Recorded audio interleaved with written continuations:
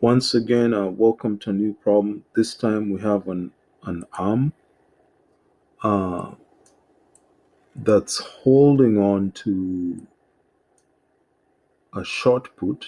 So these are like the fingers right here. Just having an arm like that, and it's holding on to a short put. Um, the arm itself, the short put itself, is right here. So the mass. Um, the mass of the short put happens to be given as um, 7.3 kilograms. So that's the mass of the short put, 7.3 kilograms. And then the other piece of information that we're given is that there is a specific distance. This one right here, the distance between the elbow and the extensor, and that distance we're going to call it uh, d equals to small d equals to 2.5 centimeters. Also, we're supposed to find, so this is the information we're given. We are also given that the entire distance from this point up until the center of the short put is 30 centimeters. The distances are in centimeters. And we do see that the lower arm, this lower arm right here, I'm going to call it ML, mass lower, has a mass of 2.3 kilograms with the center of gravity. So this distance right here, that's the center of gravity. And up until there, that's 12 centimeters. This one too is 12 centimeters. Okay, so that's the information that's given. Um, that's from the elbow. So we're saying from the elbow right here, it's 12 centimeters. That's the distance. Our purpose is to find this force, Fm, that holds on to the ball itself, such that the ball doesn't fall off. It's holding not the ball, but the short put. That's what's going on with this problem. So we want to find the force Fm. That's what we want to find.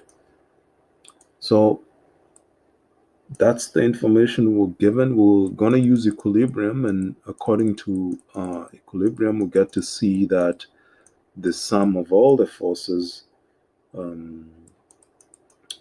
is going to be equals to 0, and also the sum of all the torque about the elbow is also going to be equivalent to 0. So I'm going to use torque, and we're interested in the torque around the elbow. First of all, we take um, the the mass of the lower arm times 12 centimeters. Actually, the weight of the lower arm. Remember, torque is defined as the perpendicular distance times the force. This is the force, so we have to change all of these to weights, mlg. So this would be mlg times 12 centimeters plus the mass of the short put, which is msg. This time it's not 12 centimeters, but it's going to be 30 centimeters. 30 centimeters, because you can see from the short put up until the elbow right there, that whole distance is 30 centimeters. And then all of that is, all this one is pushing down, and the lower arm is also pushing down. So this is clockwise, is positive, but this force, the one we're looking for, counterclockwise, is going to be negative. And so in this problem, we have to subtract the torque due to that. So Fm times the small distance d, that sum is going to be equivalent to 0. Okay, it's going to be equivalent to 0. So in the next page, we simplify the problem. We have Fm equals to, if we go back, mlg 12 centimeters, mlg 12 centimeters, and then plus m ms plus msg 30 centimeters. Remember, ml is the mass of the lower arm, and ms is the mass of the short put. And in this case, we're using torque to solve this problem, and then we want to divide by the small d. The d is this distance right here, the distance between the elbow and the force itself. There's a gap, so we want to have this distance right here. In fact, we're assuming this elbow, it's going to be right here. This is our assumption. So right here is our elbow. So then there's a gap right there, and that distance gap is 2.5 centimeters. And so the next step would be to plug in the numbers responsible for this problem. So 2.3 kilograms times 9.8 meters per second squared times 12 centimeters, plus, remember, you can change the centimeters to meters by doing that. 1 meter per 100 centimeters, which gives you 0.12 meters.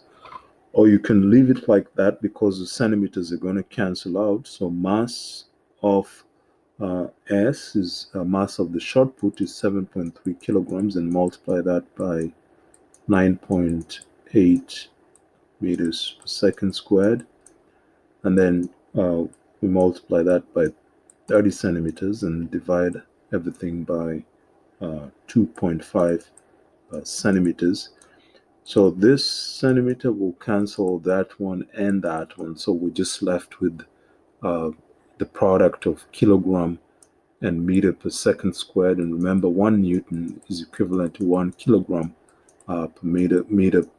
1 kilogram meters, 1 kilogram meters per second squared. That's 1 Newton. So the problem is being transformed right away into newtons, and that becomes approximately 970 newtons.